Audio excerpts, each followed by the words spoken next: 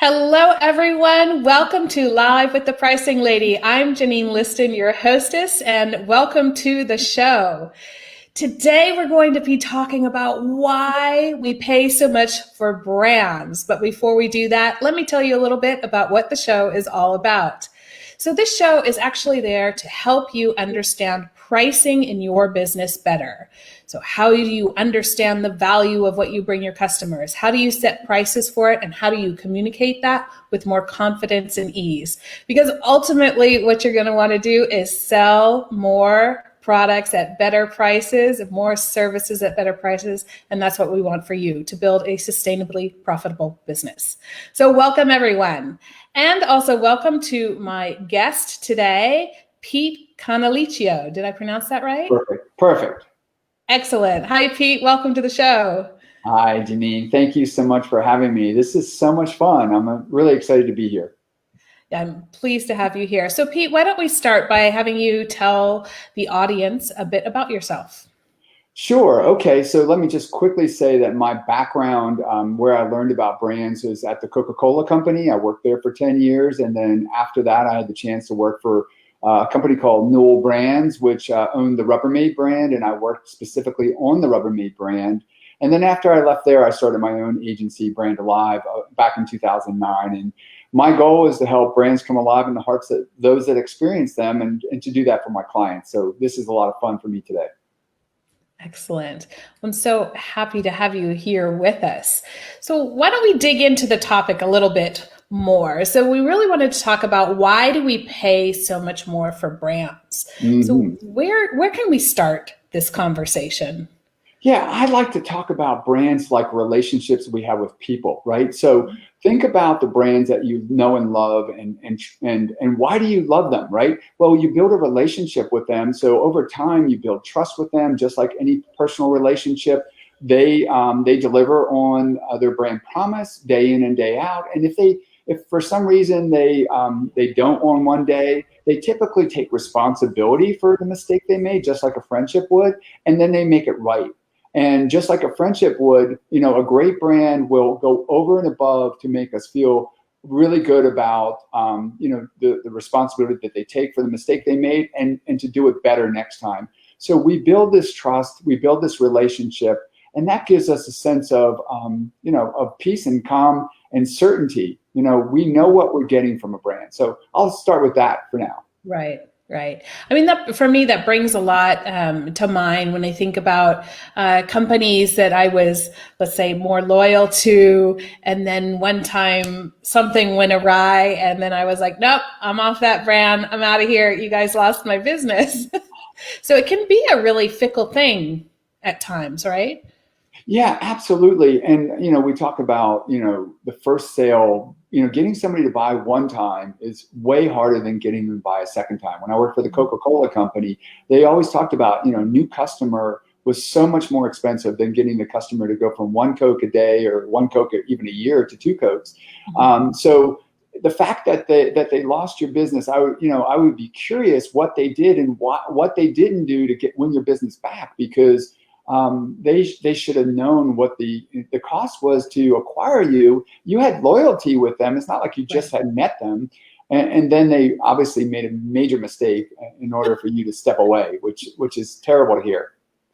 Well, for any of those of you who are watching and who are still living here in Switzerland, and Pete may not know this, that customer service is a little bit different over here in Switzerland. In general, so if any of you are Swiss business owners, don't take offense to this, because I am generalizing, but in general, it is your honor to be a customer and to be charged for things in Switzerland. It's a little bit different than the United States, right? Where we expect service, right? That's part of the brand. And in that context, it is very different. And in this case that I was thinking of, it was a company that sells like electronics, and they had set up this new, at the time it was relatively new, where you order online, but that you can go and pick up, and which shop to go to and whatever. It was quite convenient and nice. And then one time I bought something, and it didn't fit the outlet on the wall. So I took it back, and they said there was a 20 franc restocking fee. And that was it. How The guy silly, was very right? nice. He explained to me why that was. We don't give you used products. You always get new. And I said, yes, but I paid 60 francs for this product. And now you're charging me, 20 francs for a restocking fee. I couldn't, my You were head was just incredulous. exploding. Yes, yes, yes, yes. And understandably, you walked away, and they probably had, the person there probably didn't even care, but hopefully somebody at that company did care. No, They no, did. because I got the feedback form and I sent them the feedback and I never heard from anyone. But this is why I say, in Switzerland, there's a very different approach Mm, to customer service. Yeah. mm, mm.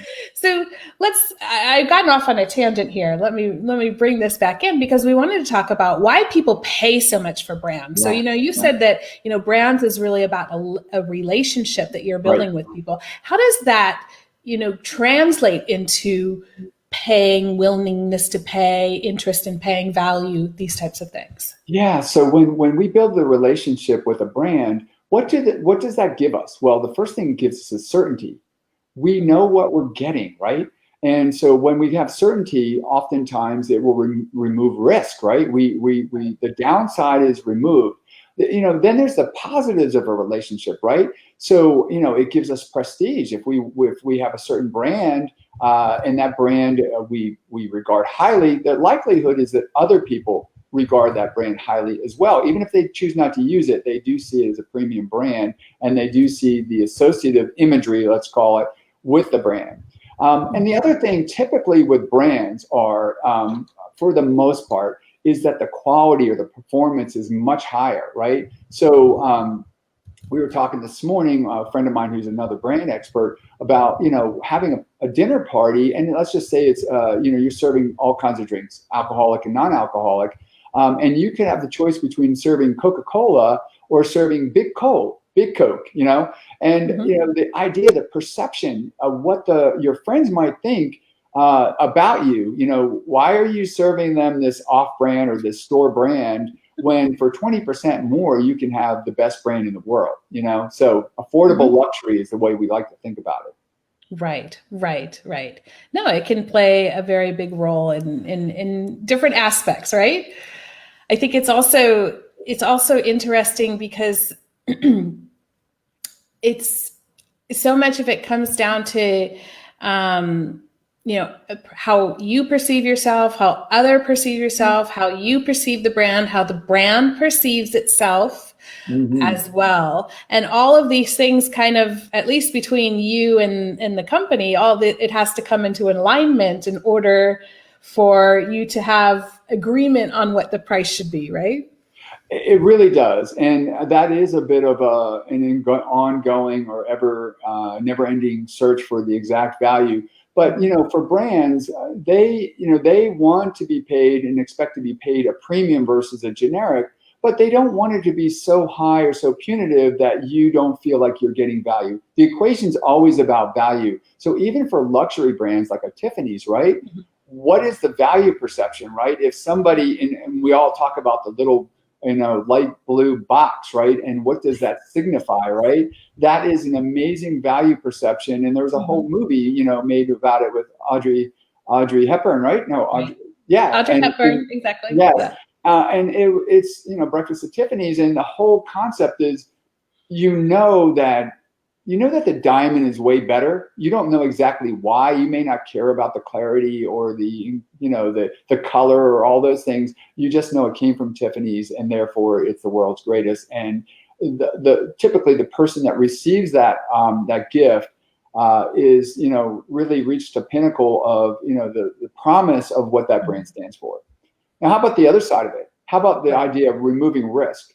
Think about, Yeah. let's just say you have a small child who has a temperature, and it's like, I'm going to talk in Fahrenheit, so please forgive me those who work in Celsius.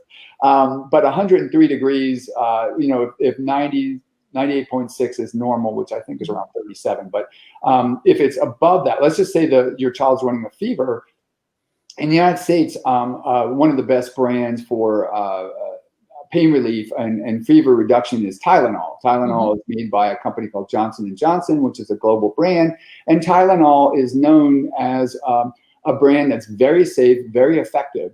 So let's just say, my wife asked me to run to the drugstore to get some Tylenol for our child who's in a lot of pain, discomfort, and her fever's going up. If I get to the drugstore and I'm looking for the Tylenol and I see right next to it, a generic version of it, and I look at the ingredients and they're exactly the same, and this version is 25 or 30% less than the Tylenol, do you think I'm going to buy that generic version?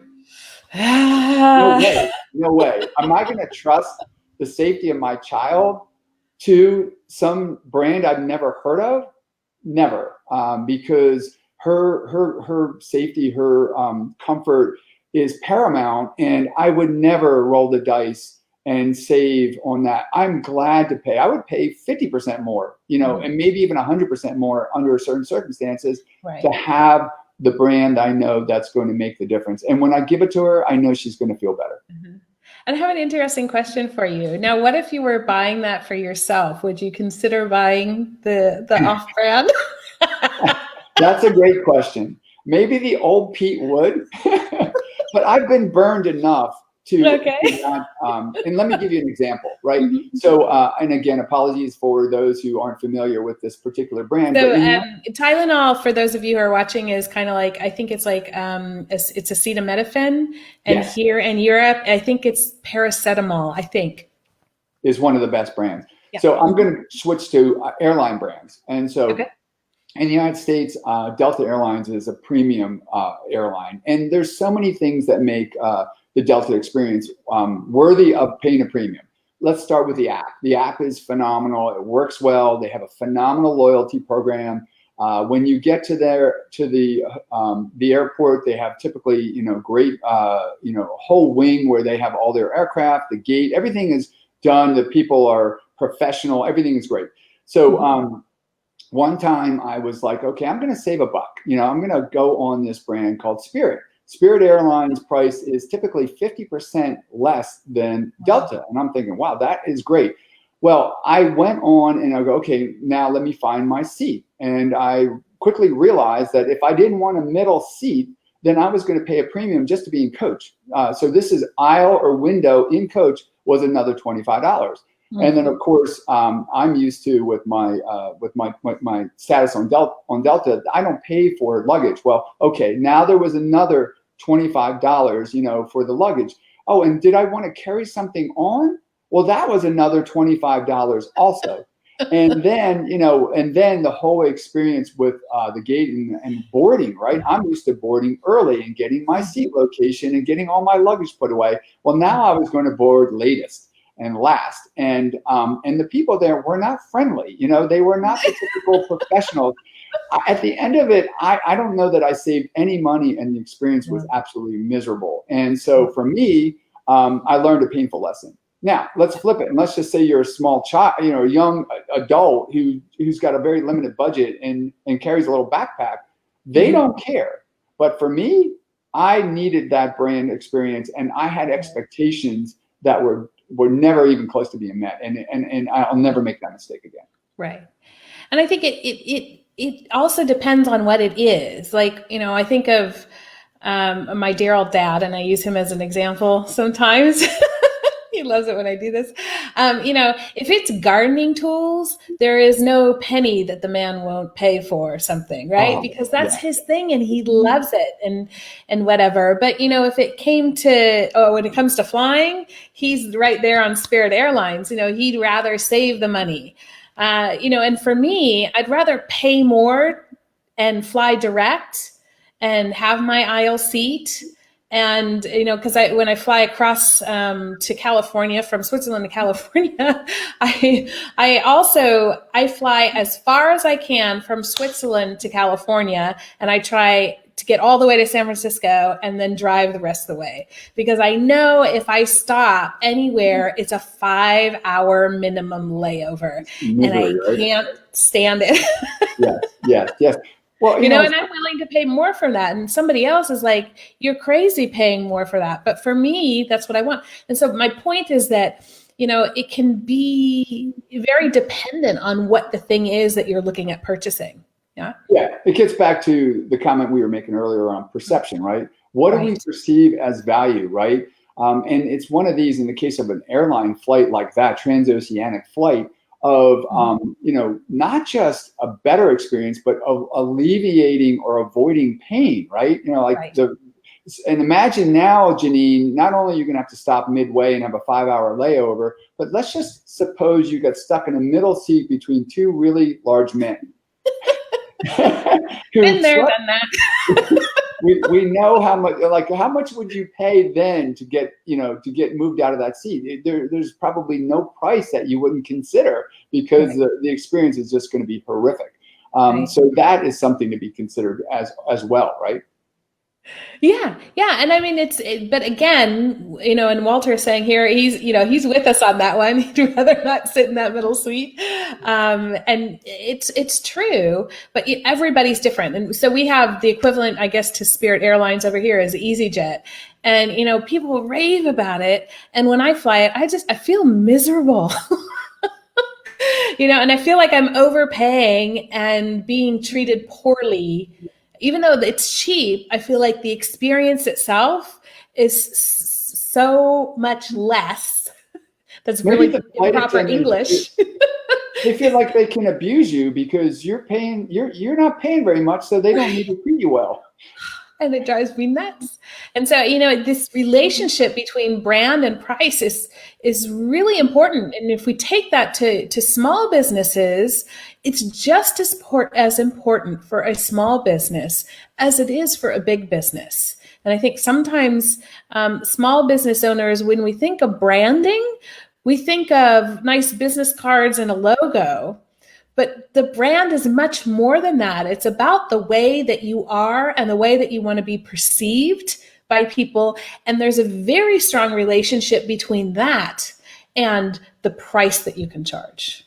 Yeah, 100%. I talk about brand universes where the consumer, the fan, the enthusiast, whatever you want to call the person, gets to enter that universe, stay as long as she wants, and leave when she wants, always be welcome. She can venture into any part of that universe she wants to venture into and have the same experience. And so when we talk about brands, everything communicates, right? So it's the experience that she has with me, the feeling that she can trust that I'm always going to have her best interest at heart, that I am going to give her high value for what I'm offering to her, and that she's going to be able to get as much information and maybe even more from me than somebody who might actually work for a big, large organization. And so all of those things make a huge difference. Right, right. So it seems we have a lot of people who agree with not connecting and paying a little bit more. So thanks to NOMSA for agreeing with that strategy as well. I think if you fly a lot, maybe you can appreciate that more. So Walter had a question for us, and he was referring to Nespresso. So a business like Nespresso or Coca-Cola.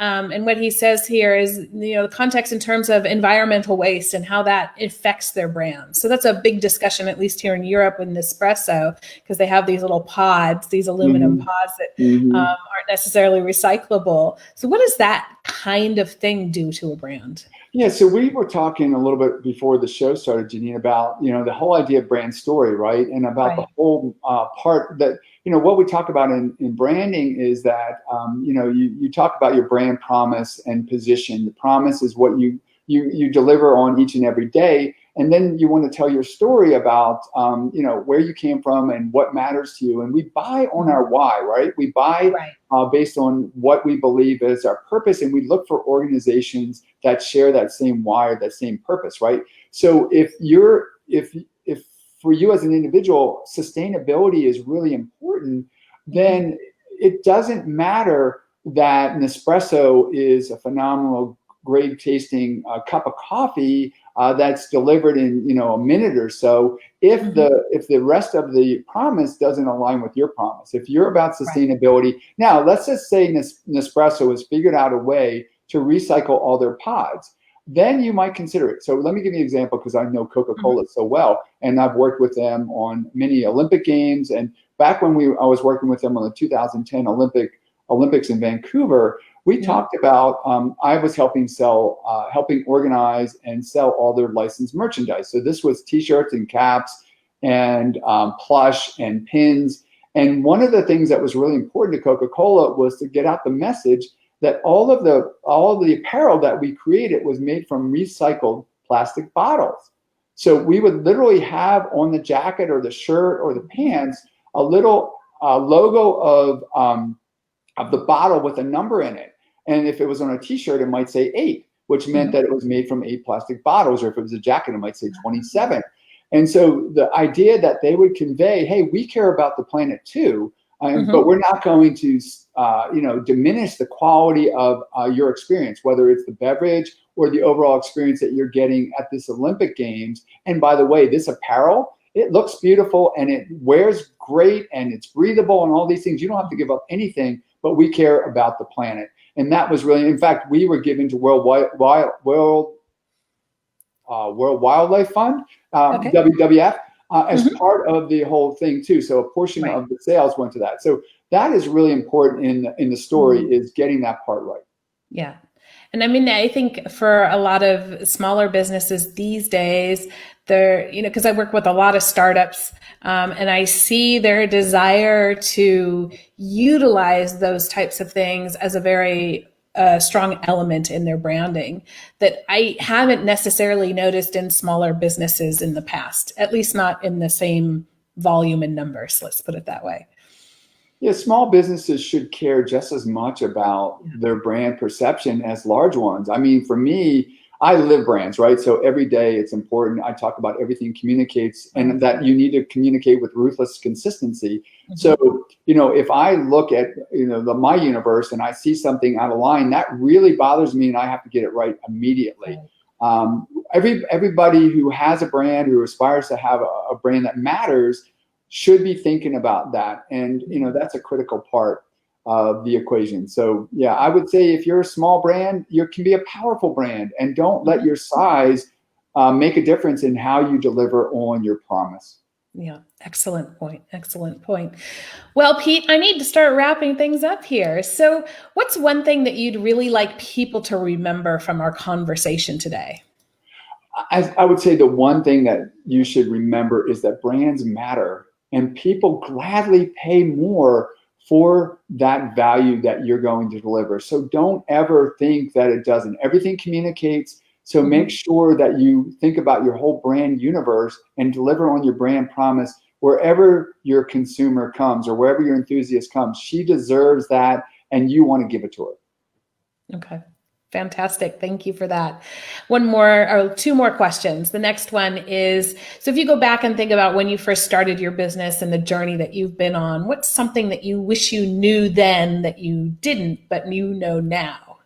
It's always tough to ask. Yeah, that's a great question. And for me, I wish I would have realized then that that this journey is a long one, and it's an enjoyable one, and that every little perceived setback is actually a part of the overall experience that makes my business richer and my experience better. So enjoy everything along the way. It's worth it.